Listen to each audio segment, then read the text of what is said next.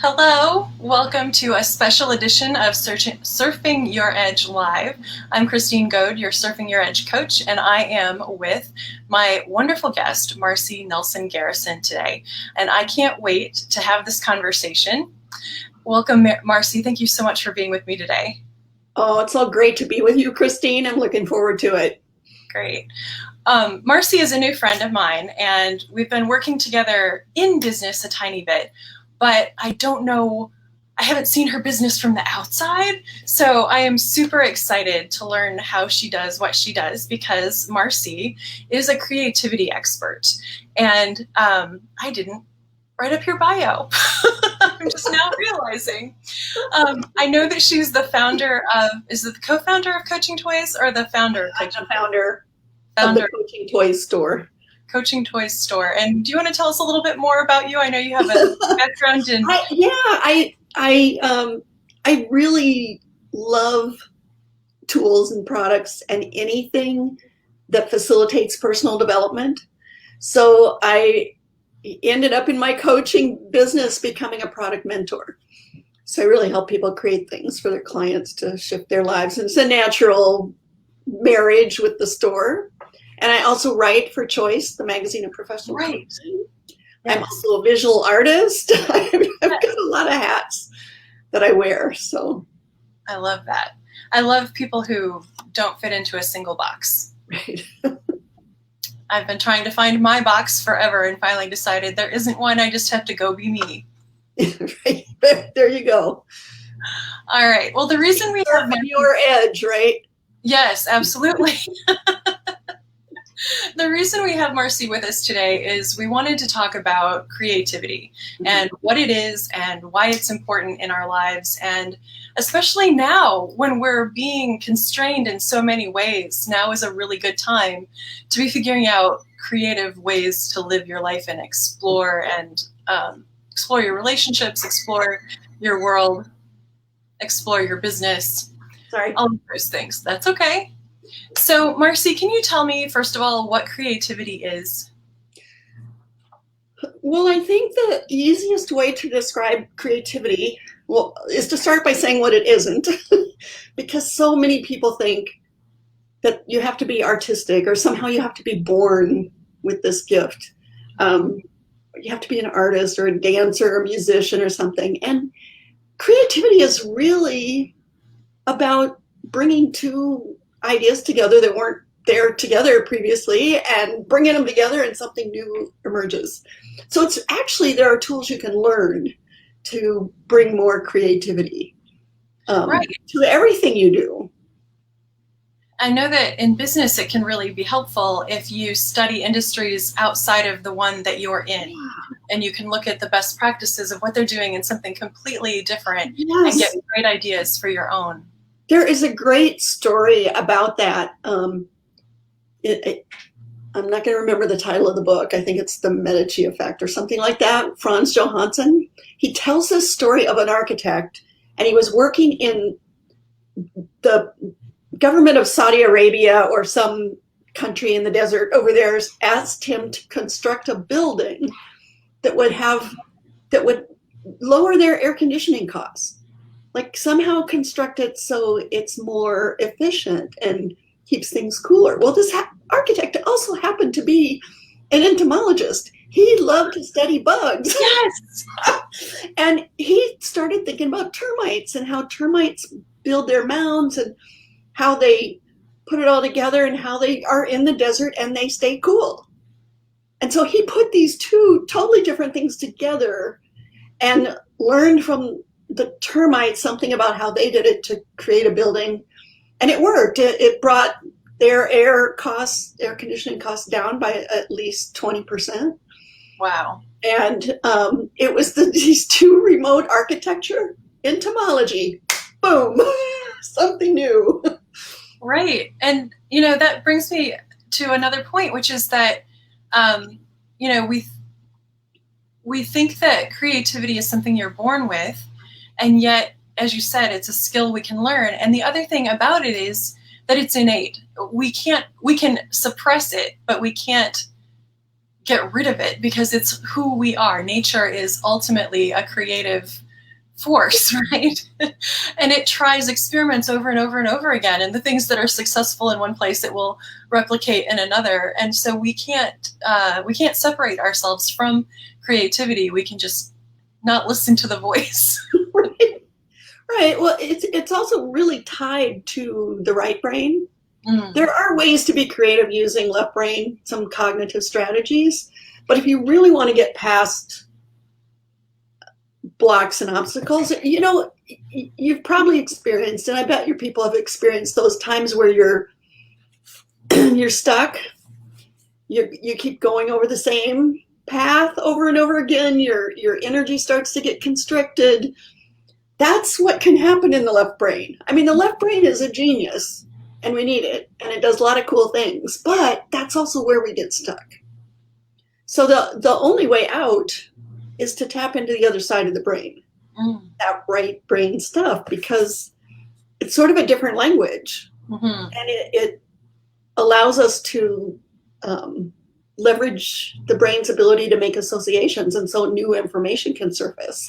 And I say often that there's studies that we just don't censor right brain information coming up as easily. So it could come up from the body wisdom, it could come up from listening to music, it could come up through imagery and metaphor, but we don't censor it as easily because it's not our language usually. Maybe artists could censor a tiny bit better, but that's why I think it allows us to access more information. And so you need both. You can access all this brilliance in your left brain, but if you're not also using the wisdom and the brilliance and the awarenesses that are in the right brain, in the body, through intuition, you're kind of losing out on some important things. Right. Is it a complex procedure that you have to go through to tap into your right brain? How hard is it to tie the two together? Well, it's actually easy. Although there have been some studies about flow, and people think, I gotta carve out a whole day or go on a sabbatical or have a retreat so I can be creative. But the studies in neuroscience say you really need the optimal amount of time to really get into the zone is 3 hours. Okay. And once you've been in the zone for 3 hours, you can, the biochemistry that changes in your brain lingers for 3 to 5 days. Oh, wow. So then you can use other shorter work sessions or reflection sessions and still tap into the zone really easily. So that's amazing. Yeah, isn't that just fascinating? Wow. So if you started every Monday with one session of trying to get into the zone, you might have a more productive week. Yeah. That's amazing. Wow. That is amazing. And the other thing that's just really important to know, in my opinion at least, is that creativity requires stimulus. So you don't just sit and go, okay, I'm going to go be creative. I'm going to go sit in my office and be quiet and wait for inspiration. Because that's usually not how inspiration shows up. So even artists know, you may not know what you're going to work on in your studio, but you start by playing with materials. You start by some sort of stimulus, looking at some pictures, looking at old work, making marks on paper, and then something will start to click. And with business or with transformation, stimulus can be in the form of a symbol or an open-ended question or images or different kinds of metaphors. I mean, there's just poetry, quotes. I mean, there's so many things that can be a catalyst for thinking differently about something. Right. And of the things that you listed, there's enough variety that if one doesn't work for you, you can try another one. Exactly. Like I know a visual artist who's brilliant visually, and when I would bring her poetry, she'd look at me with a blank face and be like, I have no idea what this is about. Don't bring me words. But there were other things she could do that tapped into her energy, or her creative energy. Yeah, I think for her, it's just going out and looking at the world. if you're a visual artist. Words don't do it, so you need metaphor, images, and even just going for a walk with the intention of looking at light. Right. Yeah. That can start to spark things. So, and changing her music, I think sometimes. Yeah, changing her music is amazing. I've done that. I've done some like art camp things as an artist. And sometimes to just play with a different kind of music each day for a little while and just see what that evokes in the work you're doing. Yeah. Can be an interesting experiment. Right. So for people who want to increase their creativity or want to play with it more, it doesn't necessarily have to be a big, drawn-out experiment. No. Just be little things you you know, try every day. When I mentioned earlier how when the brain gets stuck, you can do something really simple. But one, you have to pause. You have to notice, okay, my left brain's spinning. Right. And then you pause, and then you could go to a favorite card deck and draw a card and just sit with the inspiration for a little bit, see how what that might say to the project you're working on. Mm. You can look around the room for a symbol. You can go for a walk. You can get up and dance. And I think all of those activities, I think it helps to kind of set the intention, but all of those activities will shift you into different energy. Mm-hmm. And will get you connected both to your body and to your intuition. Yeah. Yeah, and the thing I find interesting is that I have studied a lot of creativity things and have taught creativity and have taught writing and have done all of these right brain things. Mm-hmm. And yet there are certain, there are days when I feel completely locked into my left brain. And like when I was preparing for this call, I was remembering last September, I took a group of people to Panama on my surfing retreat. And I was expanding my repertoire of what I was asking my participants to do. Mm-hmm. And it's surfing your edge, right? I'm supposed to be helping them get uncomfortable. So I was doing things that included movement and images and just different things. And immediately people were like, this doesn't work for my brain. I can't do this. And the minute they said they were uncomfortable, I shrank back down to, oh, I'm the host. I have to make sure they're having a good time, right? And I completely forgot the whole point was to make them uncomfortable. So I think even people who, try to engage with creativity in a business setting can get shut down really quickly mm-hmm. Because it's just not the way things are done. Well, it's because we value the left brain so much uh-huh. that we value results, we value logic, we value plans, mm-hmm. strategies. So if you're going to bring creative exercises to that market, you've got to believe it in your bones. You have to know that this is going to have an impact, whether they're uncomfortable or not.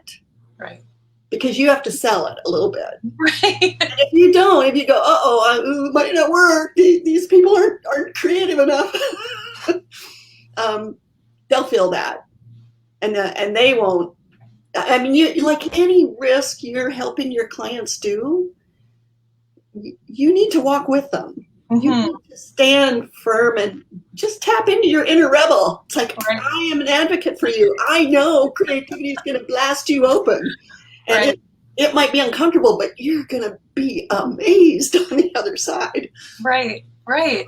And I think that in any business setting, when you think about creativity and where it might fit into business, you think, oh, it's good for brainstorming sessions, or it's good for our communications person who's talking to the outside world. We don't need creativity when we're talking inside our business, but maybe we could have a creative person talk to the outside world. So we try to put it in these little boxes. And I think that some of the things I've heard you teach could be useful in business meetings and just getting your, and even in team building and building your relationships and your communication skills, and maybe even in your marriage. Right. There, speaking of marriage, there's this is a really creative product that we have in the store. But what it does is it invites people to do silly things. Silliness is a creative process. So this woman created a deck called Shift, and she created it because she was a mediator, and she helped families that were having communication issues and problems, and they would get into fights, and then they would take opposite sides, and boom, that thing. So she said, here's your homework, this deck of cards called Shift Deck. When you get into that impasse place, you have to draw a card, and you have to do what it says. And you have to keep drawing cards and do what it says until the energy shifts. Wow.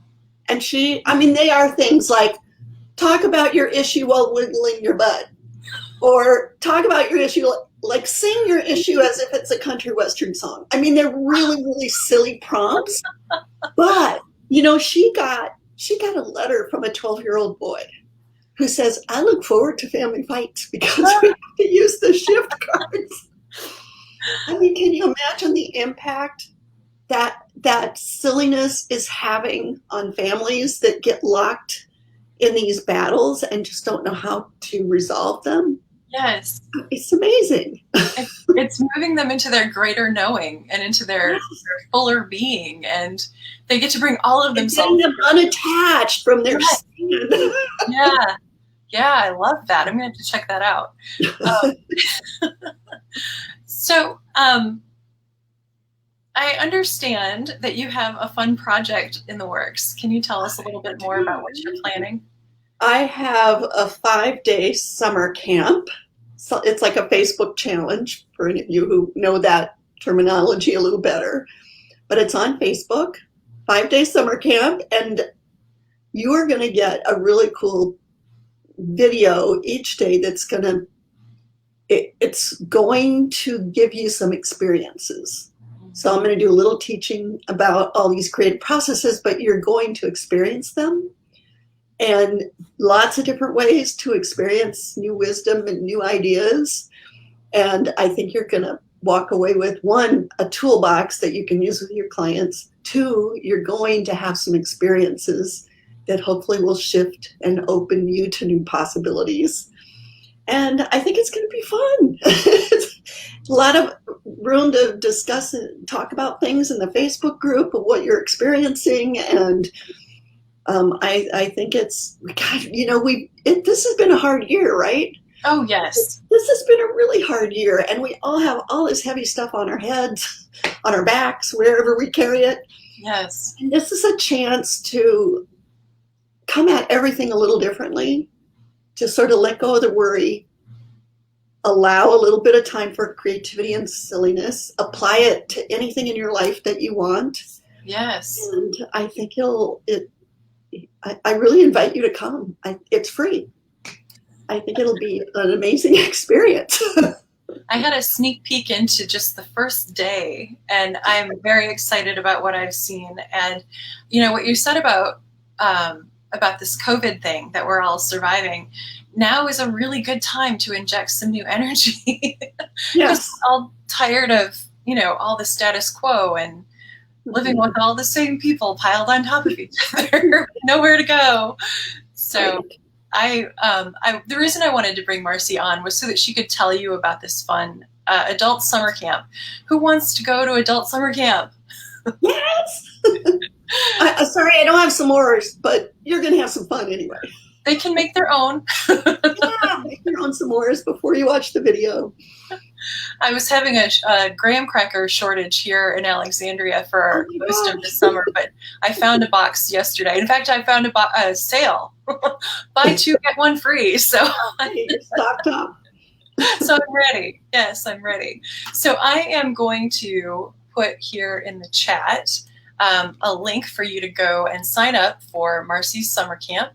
It's called Fire Up Your Creativity, and I really think that you will find ways to use this in your life that you won't even expect. And metaphors are incredibly powerful. Oh, yes. And, surfing your edge, there are a lot of metaphors that could work with you around that. Yeah. I mean, you've got the obvious surfing on the board, but you know, there's a lot of metaphors, and it could be fun to come into this with that intention of really getting clarity around your edge and where surfing it could take you. Thank you. Wow. There we go. I'm writing notes. And actually, that's so funny that you say that, because I am in the middle of planning. I don't get to take my people to Panama this year to learn to surf physically. So I'm creating a 3-day at-home virtual retreat along the Surfing Your Edge theme. And I'm waiting to finalize my content until I go through your summer camp and figure out what fun things I want to include that I haven't thought of already. Nice. You could offer, hey, you guys, raise your hand if this sounds like a good idea. You could offer them a Zoom call after the challenge for everyone who attended. And they could all process with you what they learned about their edge, if you wanted. Yes, I love it. Yes, a nice little bonus. So yes, please sign up. Let me know that you've signed up, and we'll go through camp together, because I am absolutely going to be there every single day. We'll go through camp together, and then afterward we will get together and have a little party of our own. That would be, wouldn't that be fun? Good. Camp, usually summer camp, isn't there some sort of a big festive thing? Yeah. It's been a long time since I've gone to that kind of summer camp, but. Right. Yeah. All righty. Is there anything that I should have asked you, Marcy, that I haven't? Anything that would make this conversation feel more whole for you? No, but I just want to say I love what you're up to, and I love that you take people to their edge, because that's how we claim back more of ourselves, and the world needs more of that. Yeah. So and COVID has us constricted more than we have been in a while. And so creativity and a good coach like Christine, you can make some really significant changes in your life. Thank you. And I also, that reminds me, I studied poetry in my master's degree. And what I learned about formal poetry is that because what the constrictions of having to have things rhyme or follow a specific pattern, constricting yourself can actually cause creativity to blossom. So if we look at COVID as an opportunity to become more creative, I think that's a much more positive place to think about it. It is. It is. It's like you've got it sort of a built-in container. Right. And I think that's what the structure does for poetry. It's similar for painting. You need to know what size your canvas is. You need to have what medium you're working in. You have some rules around it. Absolutely. In COVID, we have some limitations, but the limitations can contain some amazing moments of creativity. I've seen it. Haven't you seen it throughout the country? People showing up with solutions to things. Yeah. And they're like, COVID, here's what I do. These can go together. I can solve a problem. Right. I've seen so much that's just touched my heart, that people are stepping up and coming up with really creative solutions. Yeah. And in your own business, you've said that you took a shift. I did. Do you want to tell us about that? Well, you know, I was going to do a big launch for a big program in April, and it didn't feel right. And I took a pause. I was maybe a little burnt out anyway at that time, but I took a pause and I just tuned in to what I felt, what I needed, what I thought my market would need. And it was all from a service place. Like I wanted to contribute. I just didn't want to do a big, huge launch at that time. And I came up with an idea that for a program to help people that have to pivot. It was called Creative Pivot. But the interesting thing, and it really honestly was listening to my inner guidance as I created this, Because as a product mentor, often my programs are 30% creative, 70% mentoring. I flipped that ratio for this program. I made it 70% creative processes and 30% mentoring. And the impact was profound. I mean, honestly, people, they dug deeper. They got more in touch with what they really wanted to create, who they were creating for, all of those things. And at the end of 30 days, they said, I want more. Will you create more? So I created another 30 days. And at the end of that, they said, now what's next? So I just created a 3-month program to continue on. But it's going to change how I do everything, because I saw the impact of increasing the amount of creative processing. I had a story like everyone else. Well, people want, the how-tos. They want to know how to do it. And I wasn't 100% valuing that. No, you got to spend more time in the creative process. So now everything I do will shift. And it's been amazing for me to be reacquainted with just how transformational and powerful it is. And it was really good for business to listen. Honestly, it's the easiest. I didn't do a big campaign. I did a few emails, filled the program. The next 2 programs, I didn't have to market at all. They asked for it. I mean, how nice is that? That's great. That's great. So see, all your problems with creativity. Yeah, well, you can certainly increase your success. Yes. And if you're one of the people who's craving creativity, please come play with us at Marcy's Fire Up Your Creativity 5-day summer camp. For adults, you don't have to bring the kids. They can go do their homework. Those little ones, they're good. They know how to be creative. Right. All right. So I have put the link in the chat, and I look forward to hearing questions from any of you, and we can get questions to Marcy, and she'll be happy to answer. So if you're watching this in the replay, please let us know what you're thinking and join us. Yeah, come play. Yes. All right. Thank you so much, Marcy. It's been wonderful talking to you here. I can't wait to see what happens in camp. And for everyone watching, I am wishing you wonder, and I will be back here again on Sunday. Take care, everybody. Bye. Bye.